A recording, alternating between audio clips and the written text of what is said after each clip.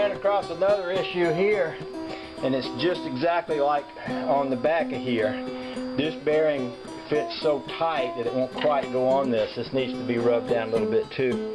I didn't think that was going to happen, or I would have done that before I put it on there, but it's no big deal. I can clean that up, get my emery cloth out, and do the same thing I did with that other one. Just give her a little rub down.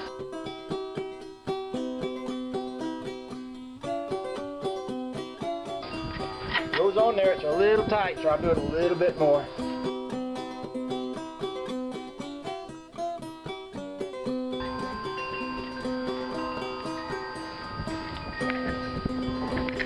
I think she goes on there good now.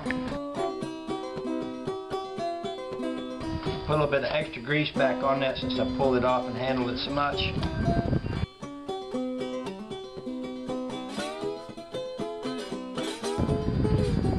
These are reverse threaded, by the way. They're made to turn the reverse direction that the wheel turns, so that if things get hot and start spinning around, it won't unscrew this little nut here. And I'll make sure before I tighten that down that she's going to go up in there good, because I don't want to force it. If you force one of these babies on, you ain't going to get it off without making a mess out of it. And you know what? Not only are they too expensive to do that with, but then after you ruin one, what are you going to do? Not like you can drive it till you get another one. If you live out in the country like I do, last thing you want to have to do is wait for another wheel bearing to come. I usually snug them up tight and back them off the hair. I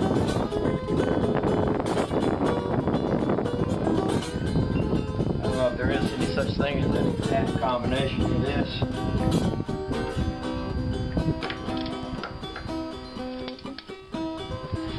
You want it to spin good.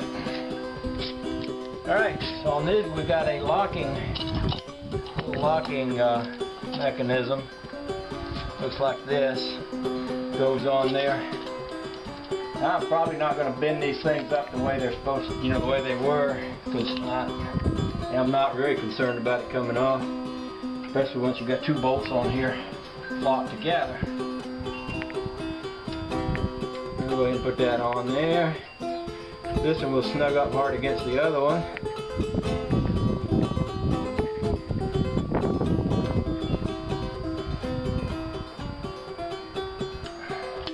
And now when we put our cap on, we got to make sure to get this speedometer cable right here sticking through this little square notch right here. So that's important.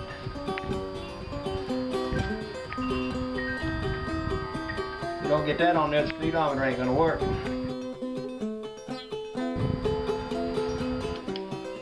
And there's a little tiny pin that goes in that. Keeps it in place.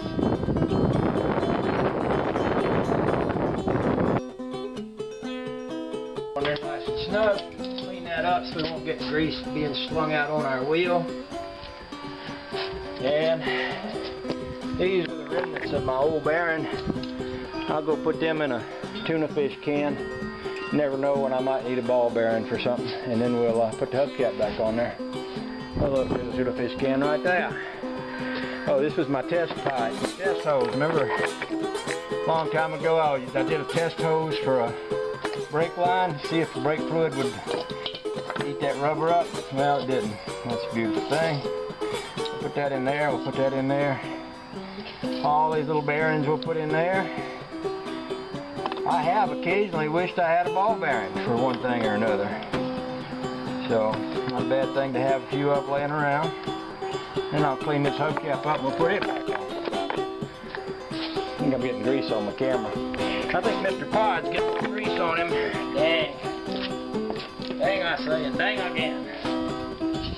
Okay. This is the last chore I'm going to do today. I'm going to finish this up. I'm going to take one good long satisfied look at that Ford, and I'm going out. Got grease on the hubcap. Gotta find a cloth clean enough to wipe that with. Oh, wait a minute. That ain't tight. Oh, that ain't tight. That ain't even close to tight. What happened there?